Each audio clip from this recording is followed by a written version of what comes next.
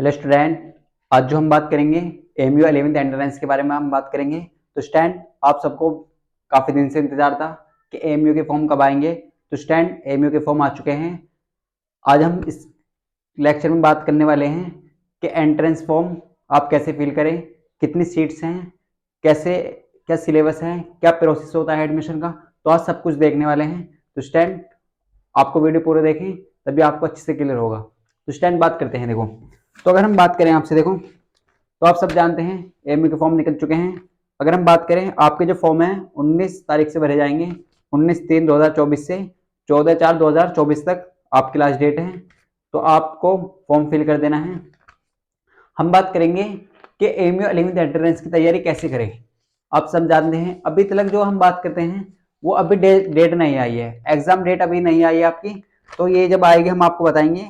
आज जो हम देखेंगे कि एमयू, अगर हम बॉयज की बात करते हैं तो बॉयज के लिए कितनी सीट्स हैं और गर्ल्स के लिए कितनी सीट्स हैं। तो आज ये सब कुछ देखेंगे, कौन सी स्कूल में कौन सी कितनी सीट्स हैं। और बात करेंगे क्या हॉस्टल में मिलता है, एमयू 11th एंट्रेंस वालों को हॉस्टल मिल जाता है, तो इसके बारे में बात करेंगे। आज जो हम देखेंगे वो 11th साइंस के बारे में देखेंगे। नेक्स्ट वीडियो में हम कॉमर्स की बात करेंगे, तो उसकी वीडियो हम अलग लेकर आएंगे, उसमें आपको अच्छे से समझाएंगे। और देखने वाले हैं कि एमयू 11th एंट्रेंस का जो सेंटर है वो कहाँ कहाँ रहता है। तो सब कुछ आज बात करने वाले हैं। तो स्टार्ट करते हैं। देखो, तो अगर हम बात करें आपसे student MU 11th entrance science की, तो किसकी बात करेंगे? MU 11th science. तो अगर हम बात करें, देखो आपके जो फॉर्म भरे जाएंगे, सबसे पहले फॉर्म की बात कर लेते हैं। वो कब से भरे जाएंगे? आपकी डेट है 19/4/2024 से। और लास्ट डेट क्या है इसकी? देखो, लास्ट डेट की अगर हम बात करें तो लास्ट डेट है इसकी, तो लास्ट डेट की अगर हम बात करते हैं तो 14/4 सॉरी यहाँ पे 3 है, यहाँ पे कितना है 3/4/2024। तो ये आपकी लास्ट डेट है। देखो, आपका लगभग आपको एक मंथ के करीब मिल रहा है फॉर्म भरने के लिए। 19 तारीख से आपके स्टार्ट हो जाएंगे फॉर्म भरने और 14 इसकी लास्ट डेट है। तो आप फॉर्म फिल करें। आपकी जो फीस है वो 900 रुपए, यानी कि 900 रुपए आपकी फीस होगी। फॉर्म एग्जाम फॉर्म फीस जो है आपकी एप्लीकेशन फॉर्म कितनी है? 900 रुपए। तो ये तो हुआ। देखो, इसके बाद अब बहुत सारे बच्चे पूछेंगे सर टेस्ट कब होगा। देखो, अभी तक कोई डेट फिक्स नहीं है, टेस्ट की कोई डेट नहीं आई है, अभी टेस्ट की डेट इसमें नहीं आई है।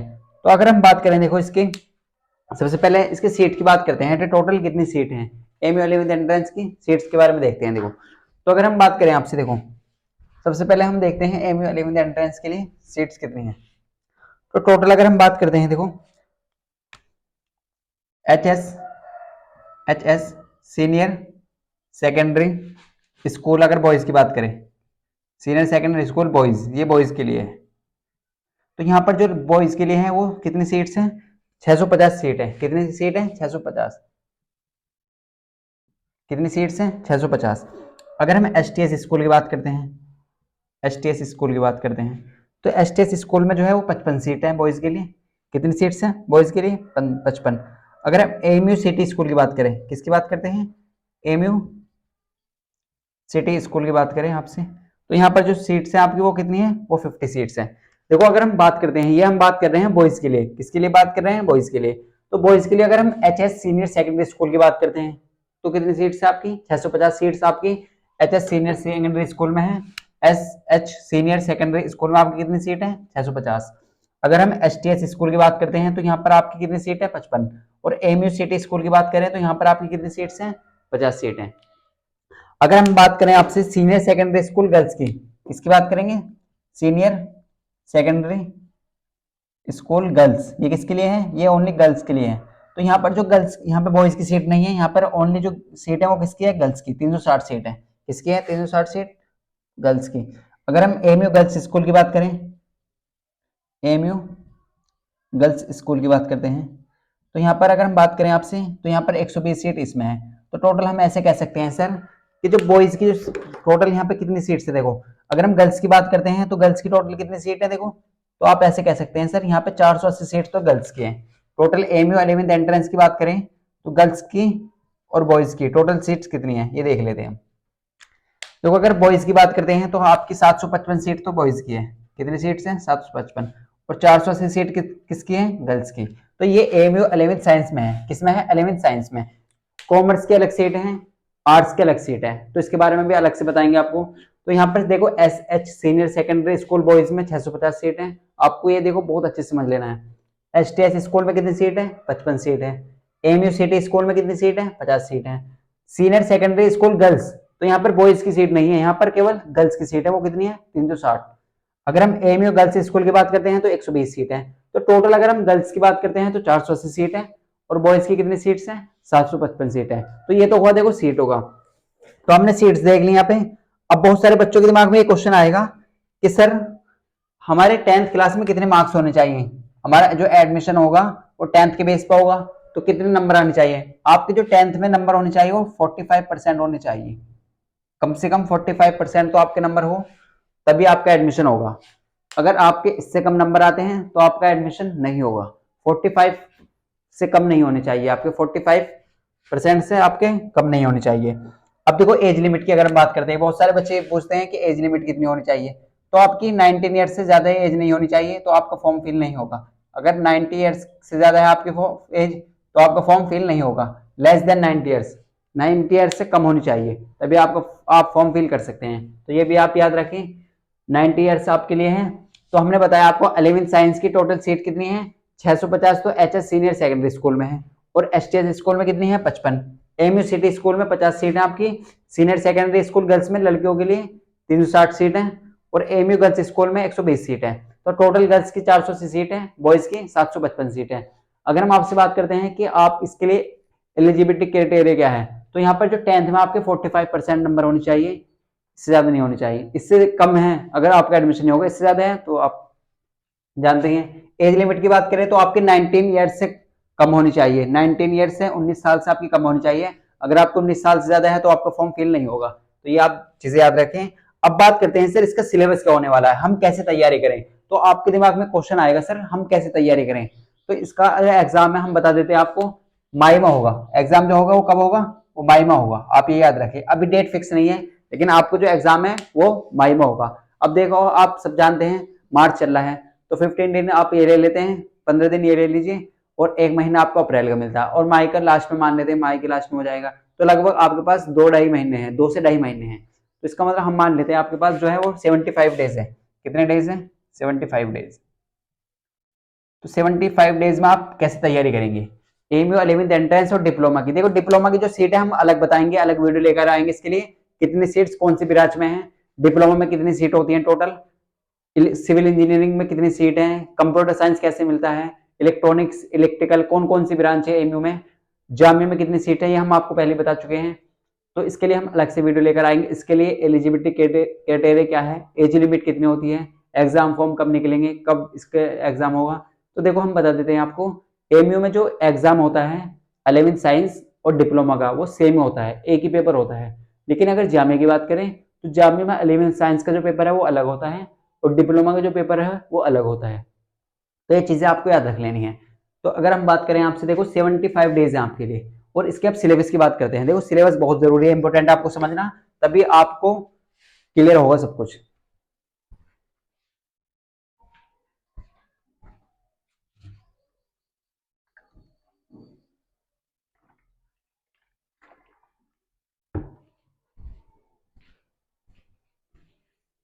तो स्टैंड आपको क्लियर हो चुका होगा। अब बात करते हैं देखो इसके सिलेबस की, कैसे हम तैयारी करेंगे सर। अब आपके दिमाग में क्वेश्चन आएगा सर तैयारी कैसे करें। हमारे पास 75 डेज हम ले लेते हैं कि हमें 75 डे में कैसे तैयारी करनी है। तो हम इसके लिए आपको स्ट्रेटेजी बताएंगे, क्या प्रोसेस होने वाला है, कैसे हम तैयारी करेंगे।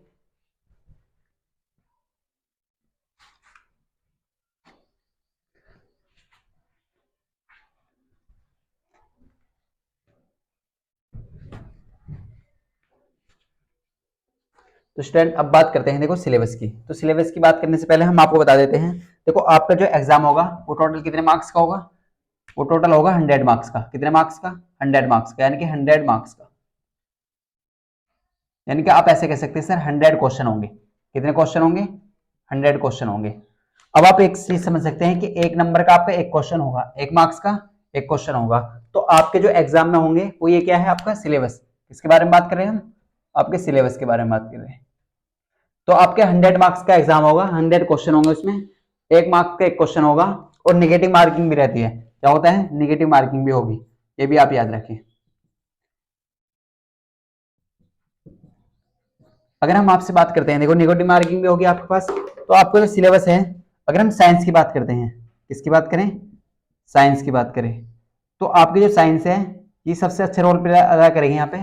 तो 50 मार्क्स की आपकी साइंस आती है, जिसमें फिजिक्स, केमिस्ट्री और बायोलॉजी यानी कि बायो, ये तो तीनों मिलकर कितने मार्क्स की आती है, 50 मार्क्स की। अगर हम मैथ की बात करते हैं,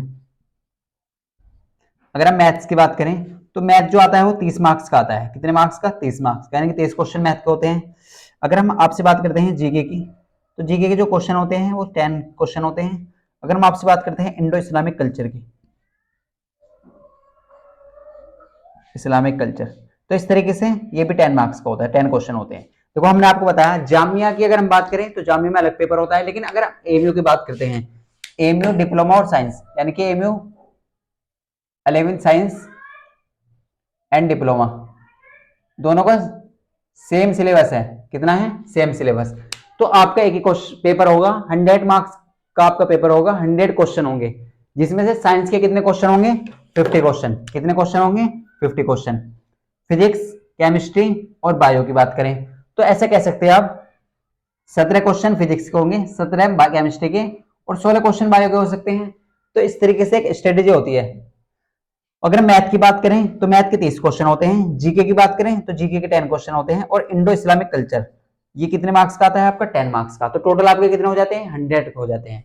अगर हम बात करें लास्ट ईयर की, तो अगर आप 55 मार्क्स भी आप ले आते हैं, 55 मार्क्स प्लस मार्क्स आप ले आते हैं, तो आपका एडमिशन जो है वो आसानी से हो जाएगा। अगर हम एमयू की बात करें, अलीगढ़ एमयू 11th एंट्रेंस की बात करते हैं, तो आपका 55 मार्क्स पे एडमिशन हो जाता है। एक्सटर्नल बच्चों का 55 मार्क्स पे एडमिशन हो जाता है। देखो एग्जाम का जो पैटर्न है वो थोड़ा हाई रहने वाला है, तो 55 मार्क्स आप ले आए लाते हैं तो आपका एडमिशन हो जाएगा। देखो तो साइंस आपकी 50 मार्क्स की आएगी, मैथ 30 मार्क्स का, जीके 10 मार्क्स का, इंडो इस्लामिक कल्चर 10 मार्क्स का। तो ये सर अगर हम बात करें यहाँ से आपसे, तो आपका जो सिलेबस होने वाला है वो दोनों होने वाले हैं, यानी कि 9th और 10th। यहाँ पे 9th और 10th दोनों का सिलेबस आपसे पूछ जाएगा, 9th का भी और 10th का भी। अगर हम बात करते हैं 9th की केमिस्ट्री फिजिक्स की, जैसे 9th में अगर हम बात करें तो 9th के जो पहले चैप्टर है वो है यूनिट एंड मेजरमेंट। अगर हम यूनिट एंड मेजरमेंट की बात करते हैं तो यहाँ से एक क्वेश्चन एग्जाम में आता है। देखो यहाँ पे 50% जो सिलेबस है वो 9th का है और 50% जो सिलेबस है वो 10th का है।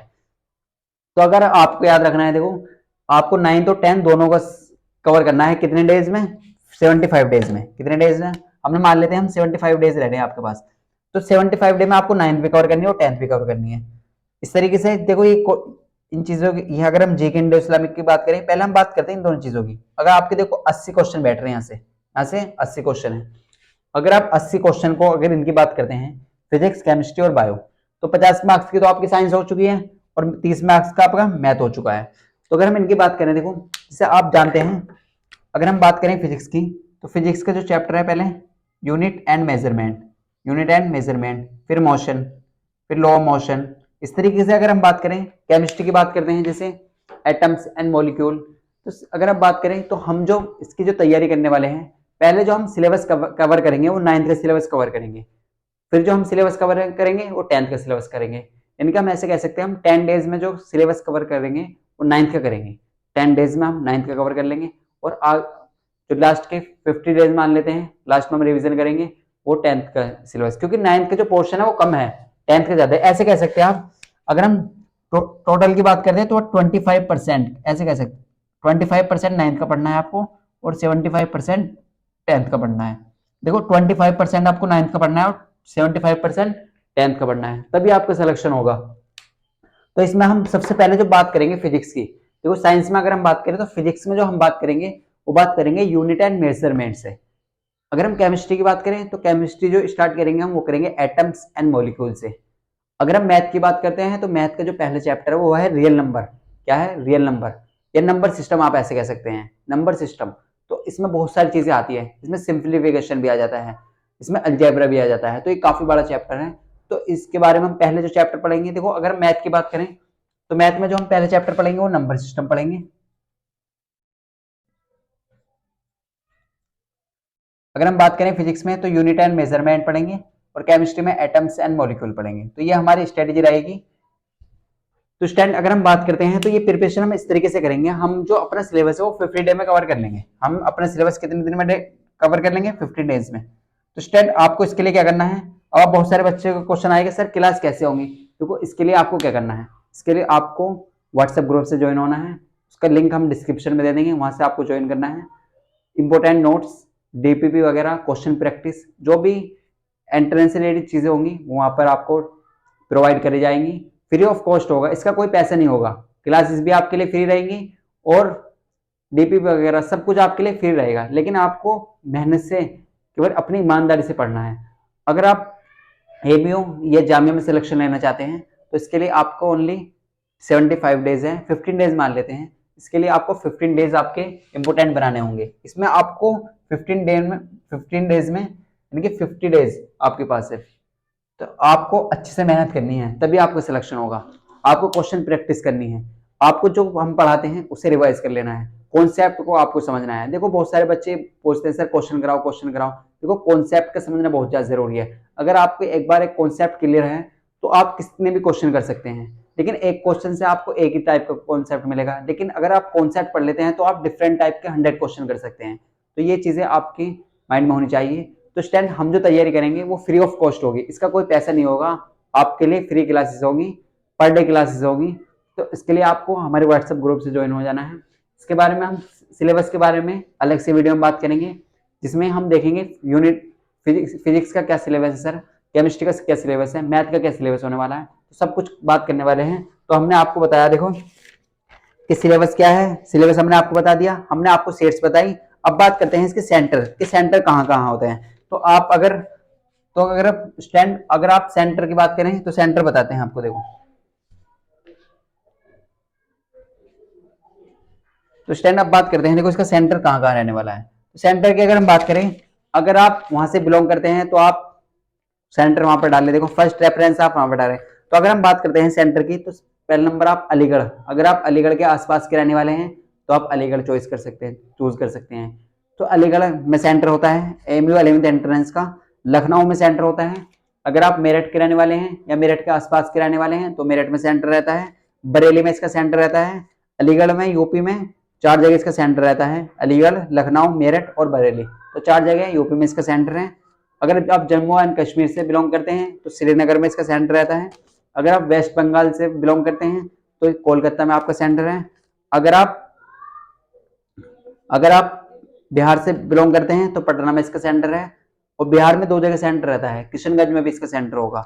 अगर आप इसका सेंटर जो होता है केरला में भी होता है, तो आप अगर वहां से बिलोंग कर रहे हैं तो आप सेंटर चूज कर सकते हैं, या आप अलीगढ़ में कर सकते हैं। तो जो आपके लिए पॉसिबिलिटी होगी आप वहां पे चूज करें। तो अलीगढ़ में होता है, लखनऊ में होता है, मेरठ में होता है, बरेली में होता है, श्रीनगर में होता है, कोलकाता में होता है, पटना में होता है और किशनगंज में होता है। ये इसके सेंटर रहते हैं एमयू 11th एंट्रेंस के। देखो जामिया में हम आपको बता चुके हैं, जामिया में जो होता है डिप्लोमा और 11th एंट्रेंस का जो पेपर है वो अलग अलग होता है, लेकिन अलीगढ़ में जो होता है वो 11th का और डिप्लोमा का पेपर एक ही होता है। तो डिप्लोमा के लिए भी हम ऐसे वीडियो लेकर आएंगे जिसमें हम आपको बताएंगे सीट्स कितनी है, कितने नंबर चाहिए, सब कुछ बताएंगे।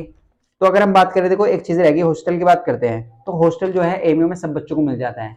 एमयू में अगर आपका एडमिशन हो जाता है तो आपको मोस्टली बच्चों को वहां पे हॉस्टल मिल जाएगा।